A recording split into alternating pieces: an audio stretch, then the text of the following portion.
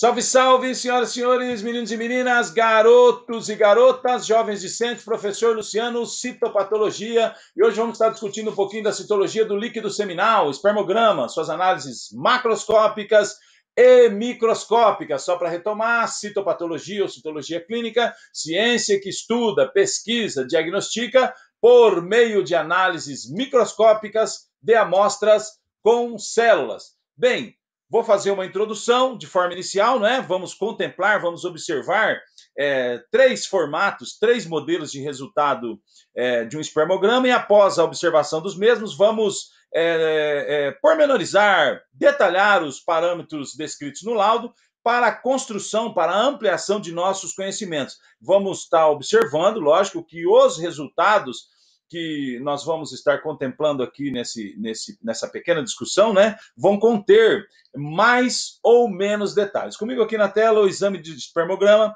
é ainda a principal maneira de avaliar o potencial reprodutivo masculino e manter o controle da vasectomia, né?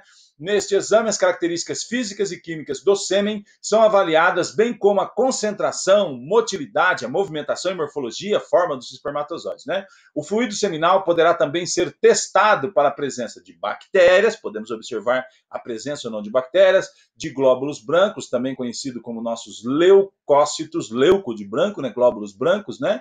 E as células vermelhas, os nossos glóbulos vermelhos, leucócitos ou eritrócitos, né? Também denominados. Porque é como escolher um laboratório, né? Então nós vamos estar observando se existe uma padronização, né? Na forma de coleta, pré-analítica, pós-analítica, na forma do laudo, né? De soltar o laudo, o controle de qualidade, se ele possui controle de qualidade, certificação, né? E dentro do contexto, se ele está observando valores de referência preconizados pela Organização Mundial de Saúde. É dentro desse contexto que a gente vai escolher um bom laboratório para se realizar o espermograma. Bem, quanto ao preparo e coleta, então, é importante o paciente, né, que ele lave bem as mãos e o pênis com água e sabão, né, pode ser sabão comum, enxague bastante, seque bem, abra o frasco, né, tirando a tampa, um frasco com rosca e boca larga, né, não toque o frasco ou tampa por dentro, procure não contaminar o lado de fora do recipiente, né? Pegar com a mão tudo suja de barro, outros itens, né? A coleta deve ser por masturbação, sem o uso de camisinha ou lubrificantes, nem mesmo saliva ou água, né? Tente ejacular dentro do frasco, sem perder nenhuma parte da amostra. Ao terminar, tampe o frasco. O interessante é que seja colhido ali onde vai ser realizado o exame, mas em condições especiais a pessoa pode também coletar em casa. Condições especiais também pode coletar em casa. Aqui uma imagem para os senhores observarem do líquido coletado, né? E do lado, os senhores, só para os senhores terem uma noção, para sair do abstrato e vir para o concreto, que tem que ter um volume, a gente espera um volume do ejaculado, certo? Bem, só para a gente ir avançando no nosso raciocínio, a composição do sêmen, né? Vão estar presentes espermatozoides, né? Provenientes a nível de epidídimo, e fluidos das glândulas anexas da vesícula seminal, aproximadamente 60%, próstata entre 30% e 35%, glândulas bulbo-uretrais ou de Cooper e as glândulas uretrais ou de Littré também vão contribuir para a composição do sêmen. Não é possível, é importante a gente entender que não é possível determinar a qualidade de um sêmen, certo, humano, levando-se em conta apenas a análise de uma única amostra. Existe uma grande variação de resultados em um mesmo indivíduo que dependem de diferentes fatores. Então, existem estudos que o indivíduo, a qualidade, a quantidade de espermatozoides presentes numa amostra varia muito durante, às vezes, mês e, às vezes, os anos de sua vida, tá? Então, é importante, por exemplo, observar tempo de abstinência, se a coleta da amostra foi bem coletada. O segredo aqui é vocês entenderem, nós entendermos, né, que não se pode determinar a qualidade de um sêmen humano levando-se em conta a análise de uma única amostra. Aqui, algumas referências, porque já na sequência nós vamos estar observando três resultados. Quero trazer os resultados para os senhores terem um laudo, né, para os senhores terem uma noção de como é que é feito a expressão desse laudo para o profissional que solicitou o exame, mas eu gostaria de colocar aqui para os senhores os valores de referência, né? E também entendendo que cada resultado, cada laudo, às vezes abarca um pouquinho mais de detalhes ou um pouquinho menos de detalhes. Mas aqui, num contexto geral, nós temos que ter o volume, né? Tem que estar em torno aí de 1,5 ml, um pouco mais de 1,5 ml, né? O total de espermas, né? Do número de espermatozoides no total ejaculado, no volume total ejaculado, deve estar em torno de 39 milhões, né? A concentração por ml tem que ser em torno de 15 milhões. Quanto à mobilidade, né, a motilidade dos progressivos e dos não progressivos tem que estar em torno de 40%, os progressivos 32%. Quanto à vida, né, os espermatozoides vivos tem que estar em torno de 58%, e a morfologia quanto ao normal tem que estar acima de 4. pH acima de 7, igual ou maior acima de 7,2. Quanto ao teste de frutose, né, a presença de frutose maior ou igual a 13, e zinco maior ou igual a 2,4. São valores aceitos pela Organização Mundial de Saúde. Bem, vamos contemplar aqui, eu separei 3 laudos, 3 resultados, né, para os senhores entenderem que esses laudos contêm valores diferenciados, né? Eles apresentam valores diferenciados e, consequentemente, trazendo informações mais ou menos completas para o profissional que solicitou esse exame. Então, volume aqui, os senhores estão observando 4,9 ml, né? Nós discutimos ali que tem que ser no mínimo aí 1,5 ml, né? O pH é 8,5, tem que ser maior que 7,2. O tempo que demorou para coagular, nós já vamos contextualizar um pouquinho isso, mas 40 minutos, certo? Aqui está descrito que é entre 5 e 50 minutos o desejado por este laboratório em particular, os valores de referência que eles estão levando. É lógico que, mesmo alterando um pouquinho de laboratório para outro, existe o consenso, como eu acabei de pôr, da Organização Mundial de Saúde. A cor é opaca, né? Quanto ao exame microscópico, a parte macroscópica e agora o microscópio, né? O volume total, né, de espermatozoides deve estar em torno de 40 milhões, de volume total de espermatozoides deve estar acima de 39 milhões, né? Aqui está 46 milhões, o volume total encontrado. Aqui nesse valor de referência tem que estar acima de 20 milhões, né? Mas o número total de espermatozoides pela Organização Mundial de Saúde, ela pede que esteja acima de 39 milhões. No caso aqui estaria normal, né? As formas móveis, né? Quanto à motilidade, aí a gente vai observar o progressivo e o não progressivo, né? Quanto à motilidade, nós temos que estar acima de 40, né? Aqui as formas móveis estão em 15, formas imóveis 85. Aqui nós temos alguma alteração. Aqui também está discutindo sobre os leucócitos, né? Aqui descritos com o nome de piócitos, células estão dentro do normal, piócitos estão dentro do normais, e também as hemácias, né? Aqui um outro laudo para os senhores, um pouquinho mais de detalhes, né? Aqui falando sobre o volume, lembra que nós discutimos que o volume tem que estar em torno de 1,5, né? Aqui é o maior ou igual a 1,5, o volume aqui foi 1.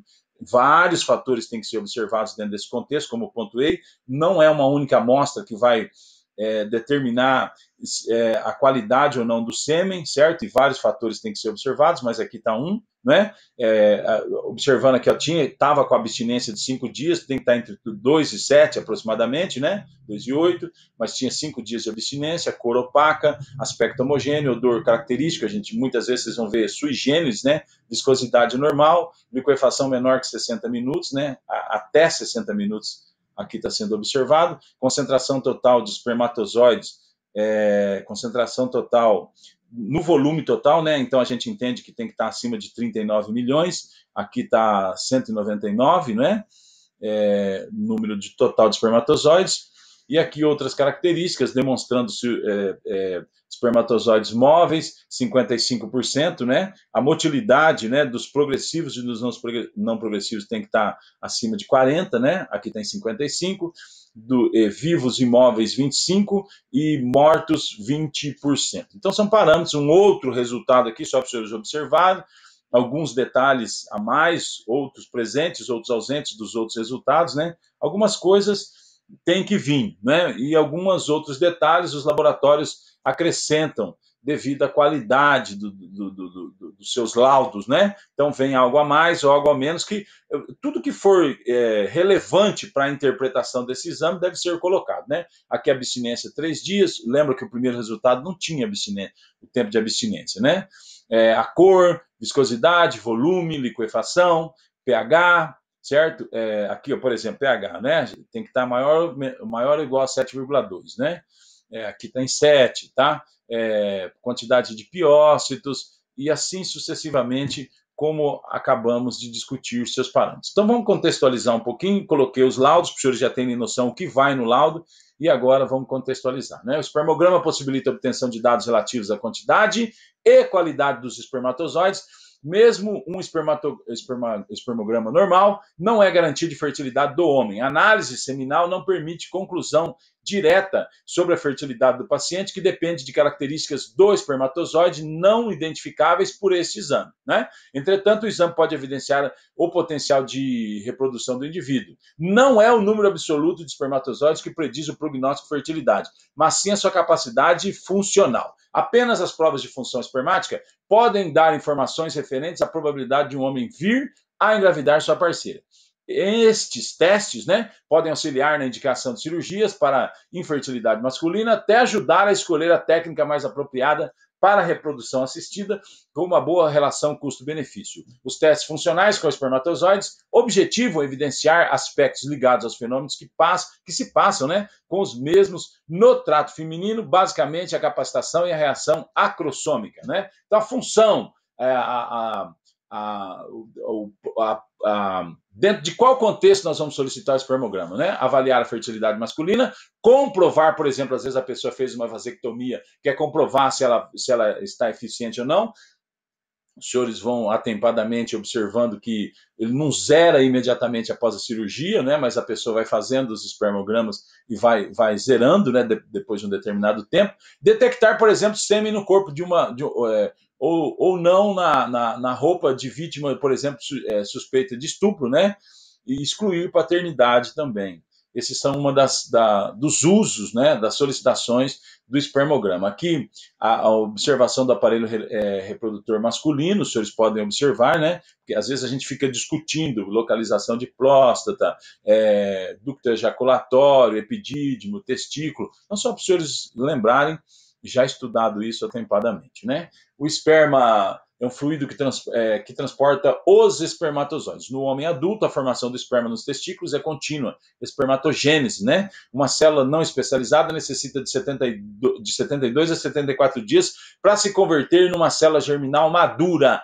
A partir de cada testículo, o esperma dirige-se para o epidídimo, um tubo em forma de espiral localizado na parte superior e posterior dos testículos, onde se armazena até que a ejaculação esteja prestes a acontecer. O esperma é transportado desde o epidídimo pelos vasos deferentes e pelo canal ejaculatório. Por outro lado, né, no canal ejaculatório, o líquido produzido pelas vesículas seminais é agregado ao esperma de forma para formar o sêmen, né, que no momento da ejaculação se desloca pela uretra até sair para o exterior. Logicamente que nós estamos discutindo, a ideia que é discutir o espermograma, o exame do espermograma, né, dentro da citologia clínica, dentro da citologia, né, que analisa a amostra com células. Eu estou só contextualizando aqui com os senhores, né? Os espermatozoides são produzidos nos testículos e amadurecem no epidídimo.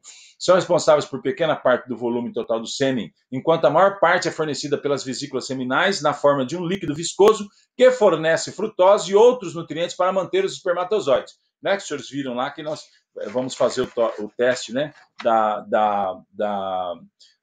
do zinco e da frutose também, né? Zinco tendo que estar maior ou igual a 2,4 e a frutose maior ou igual a 13, né? Então, viscoso que fornece frutose e outros nutrientes para manter os espermatozoides. Quando o sêmen não contém frutose, um açúcar produzido pelas vesículas seminais, significa que faltam os vasos, né? Os vasos deferentes ou as vesículas, ou então que existe uma obstrução dos canais ejaculatórios. Outra contribuição importante é a da próstata, que consiste num líquido leitoso que contém fosfatase ácida e enzimas proteolíticas que agem sobre o líquido proveniente das vesículas seminais, provocando a coagulação e a liquefação do sêmen. O espermatozoide É uma célula com motilidade ativa, capaz de nadar livremente, consistindo em uma cabeça, em uma cauda ou flagelo. Cabeça, cauda ou flagelo. A cabeça, que constitui o maior volume do espermatozoide, consiste no núcleo, onde o material genético está muito concentrado. Os 2/3 anteriores do núcleo estão cobertos pelo acrossoma, que, limitado por uma membrana contendo enzimas, facilita a penetração do espermatozoide no óvulo. A cauda é responsável pela motilidade do espermatozoide e, na área intermediária da cauda, encontramos os produtores de energia celular. Eles vivem, em média, 24 horas no trato genital feminino. Porém, alguns espermatozoides são capazes de fecundar o óvulo após 3 dias. Existem 2 tipos de espermatozoides normais. Um deles contém o cromossomo X, responsável pela formação de um ser do sexo feminino, e o outro contém o cromossomo Y, responsável pela formação de um ser do sexo masculino. Comigo aqui na tela, os espermatozoides anormais apresentam problemas cromossômicos e problemas morfológicos.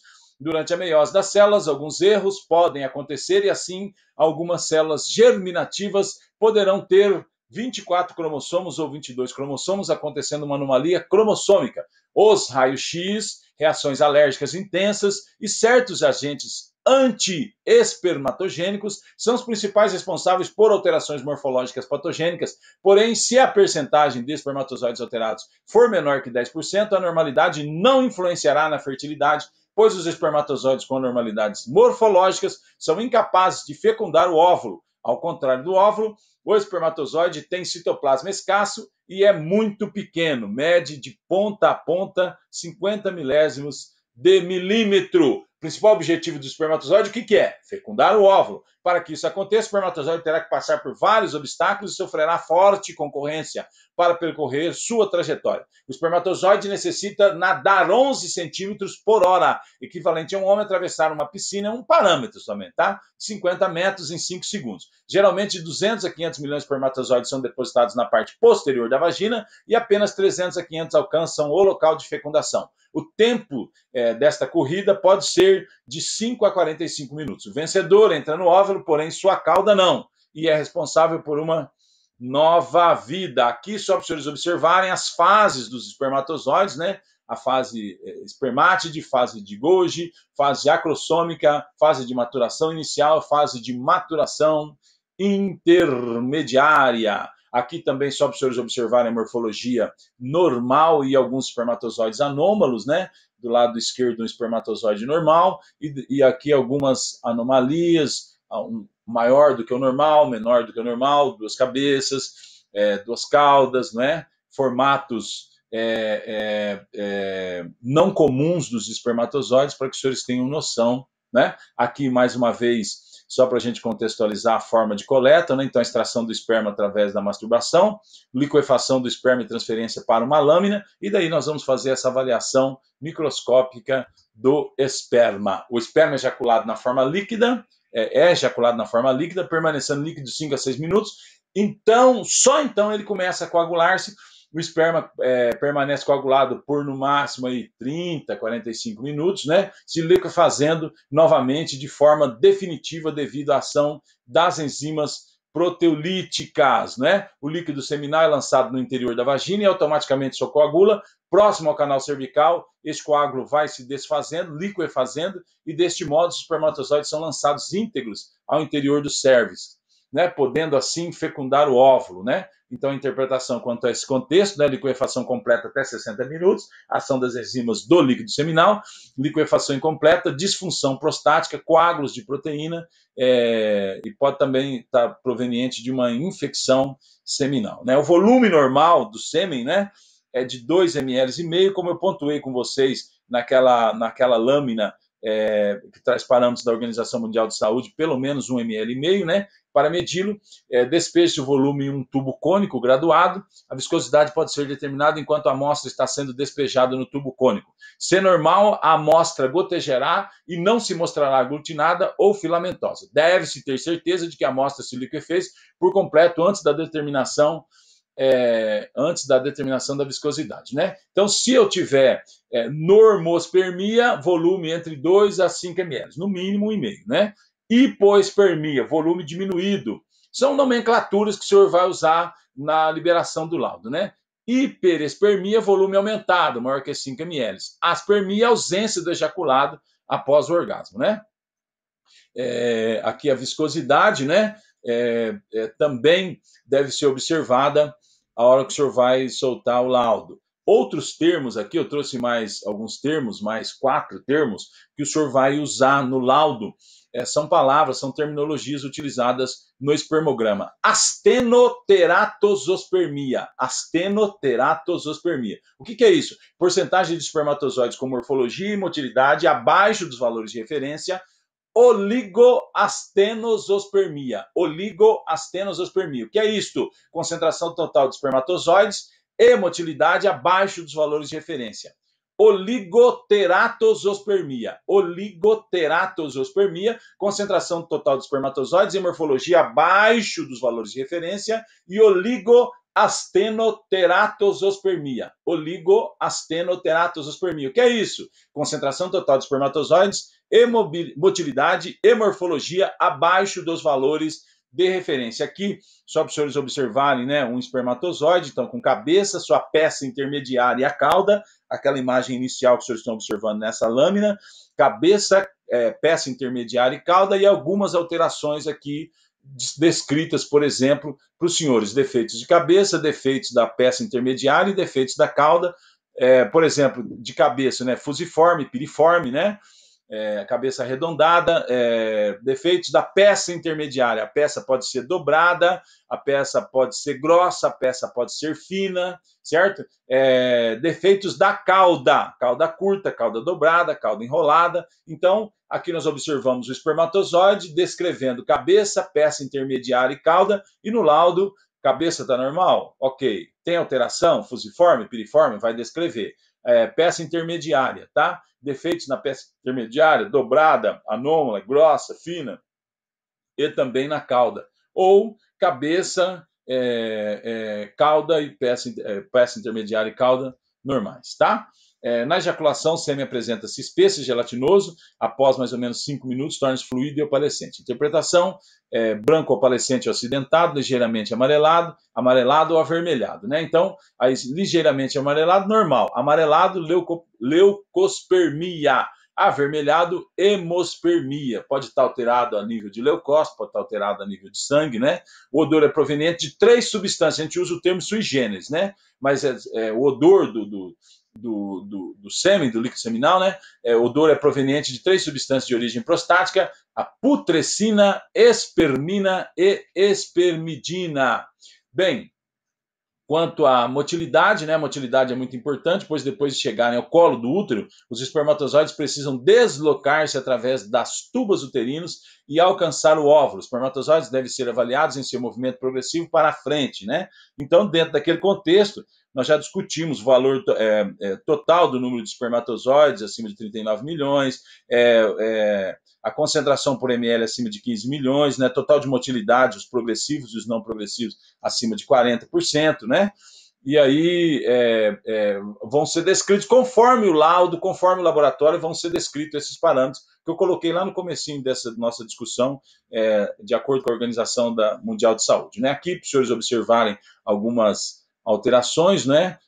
Por exemplo, ali em cima tem um normal, aqui um espermatozoide com 3 cabeças, cauda enrolada, né? Cauda dupla. São algumas alterações que os senhores vão estar observando, né? Degenerado, um espermatozoide fragmentado. Aqui eu só coloquei para os senhores observarem, tá? Que, por exemplo, aqui é um exame de Papa Nicolau, certo? A mulher, ao fazer um exame de Papa Nicolau, ela deve manter abstinência por alguns dias, de 48 a 72 horas, em média 72 horas solicita, né? 3 dias, certo? Para realizar o Papa Nicolau, tá? Aqui um exame, né? Então, lâminas de um paciente, né, fazendo um Papa Nicolau, e o que? A presença dos espermatozoides, só para os senhores observarem a presença dos espermatozoides a nível de Papa Nicolau, e também muitas vezes é observado muito próximo disso no exame de urina, né? A mulher deve fazer abstinência muitas vezes para não ter uma descamação muito intensa do epitélio vaginal a nível de urina, e às vezes ela vem realizar, manteve relação um dia antes, vem realizar, está cheio de espermatozoide, aqui também o Papa Nicolau, só para os senhores observarem a presença de espermatozoides, tá? aqui as nossas referências bibliográficas. Eu quero agradecer a você pela companhia, muito obrigado e até mais.